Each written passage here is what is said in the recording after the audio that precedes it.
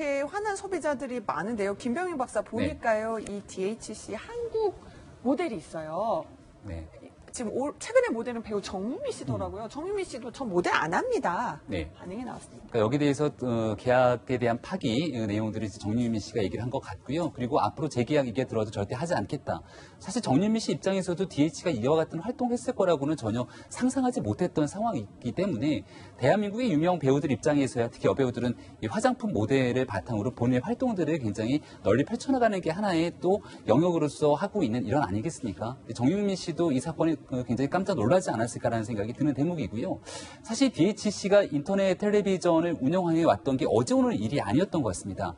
과거에도 대한민국을 대상으로 하는 이 혐한 발언 등을 쏟아내는 내용들이 있었는데 그러한 상황을 우리가 조금 더 일찍 명확하게 직시를 하고 여기에 대한 강경 대응이 있었으면 어땠을까라고 하는 아쉬움이 남는 대목이고요. 과거에 있었던 발언들이 있더라도 지금 양국 간의 관계가 굉장히 안 좋은 상황으로 치닫게 되는 상황이라면 DHC 입장에서는 위기 관리 차원에서 과거에 있었던 일들을 사과하고 두 번 다시 이런 일이 일어나지 않도록 재발 방지 약속을 해야 되는 게 당연한 처사일 겁니다. 근데 오히려 인터넷 방송에서 대한민국을 대상으로 더 자극적인 발언들을 쏟아내는 이런 일련의 상황을 보게 되면 뭔가 회사 차원에서 정치적 의도가 있는 것 아니야? 라고 하는 생각까지 지울 수가 없는 측면이거든요.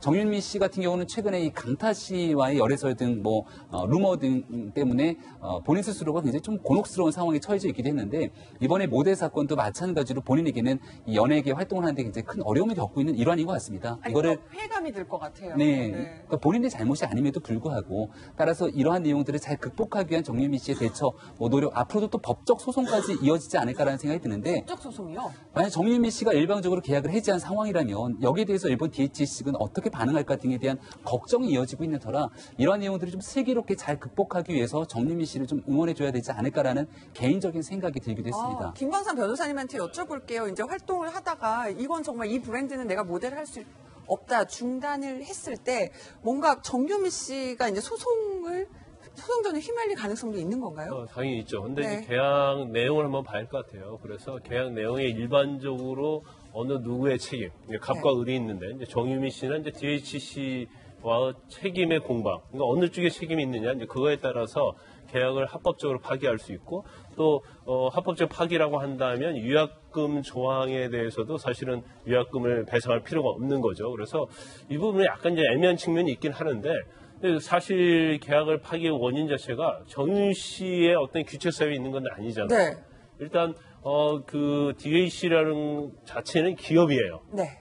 기업은 판매를 목적으로 하고 그다음에 소비자에게 더욱더 가까이 다가가고 매출을 극대화하는 게 중요한 것이지 어떤 정책 이념을 가지고 이걸 가지고 방송을 하고 더군다나 어떤 정책 편향성을 가지고 오히려 정유미 씨의 모델에 이미지 타격을 가한 것이라 볼 수 있는 거거든요. 그러면 정유미 씨는 오히려 당신들 때문에 제 배우 이미지가 타격받았습니다. 이렇게 또 접근할 수 있는 겁니까? 그렇죠. 그러니까 DHC의 어떤 행동에 의해서 결국 정유미 씨 이미지에 타격을 받게 된 거고 사실 정유미 씨 같은 경우는 이제 불가피한 선택이라고 봐요. 왜냐하면 계속적으로 DHC 모델을 하게 되면 자기 자체의 이미지가 일본과 오버랩되는 거고 일본 중에서 극우 성향과 오버랩이 되기 때문에 본인은 뭐 파기할 수밖에 없고 저게 아마 이제 법적으로 갈 가능성이 크다고 봐요. 하지만 적어도 한국에서 소송이 이루어진다고 한다면 저건 전적으로 기업인 DHC의 책임이 있다 이렇게 볼 수 있는 거죠. 네, 이런 가운데요. DHC는 아직 이 관련된 입장을 내놓지 않았는데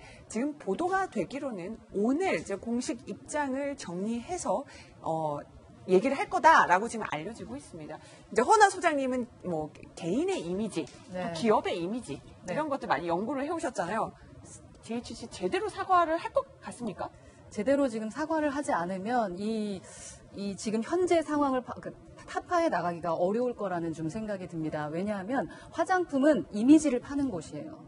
사실 상품은 거의 비슷비슷하다라는 얘기를 많이 듣잖아요. 그래서 어떻게 포장하고 어떻게 그 상품을 이미지화하느냐에 따라서 그것을 쓰는 소비자 입장에서 정말 내가 예뻐지고 있다, 뭐 젊어지고 있다라는 생각을 많이 하게 되는 소비자입니다. 그렇기 때문에 DH라는 회사, 그 브랜드를 가지고 판매하고 있는 회사에서는 어떻게 소비자의 마음을 달랠 수 있을까, 그리고 본인들 자체의 브랜드 이미지에 타격을 입지 않을까에 대한 고민을 많이 하시게 될 거라고 생각합니다. 한국에 와 있는 수많은 코리아들이 있어요. 뭐 DHA 코리아, 닛산 코리아 이런 부분들이 있는데 아마도 앞으로 본사와 계약을 하게 될 때는 그 본사가 어떠한 성향을, 정치적 성향을 갖고 있는지 아니면 본국에서 어떻게 활동하고 있는지까지도 모두 다 살피고 계약을 해야 되는 그 시점이 왔다. 그래서 전 세계적으로 사회적 가치 활동을 얼마나 잘 하고 있느냐에 대한 것이 화두가 되고 있거든요. 안타깝게도 DHC는 지금은 사회적 활동보다는 정치적 색을 드러내는 활동을 많이 하고 있는 곳이라서 그에 반하는 대한민국에서의 입장을 제대로 밝혀주셔야 소비자의 마음을 좀 달래주실 수 있지 않을까라는 생각이 듭니다. 네, 보면은 뭐 이제 잠시 아까 얘기 중에 이제 인터넷 방송이 이제 정상적인 방송이 아니라 인터넷 방송에서 나온 얘기다라고 했지만 뭐 여러 인터넷 방송 중에서도 그러니까 굉장히 잘 하시는 분들이 많잖아요. 그러니까 네. 어떤 뭐 공중파건 인터넷 방송이건 어떤 툴을 통해서든 간에 그러니까 그 망원 자체가 나온다는 게 지금 논란이 되고 있습니다.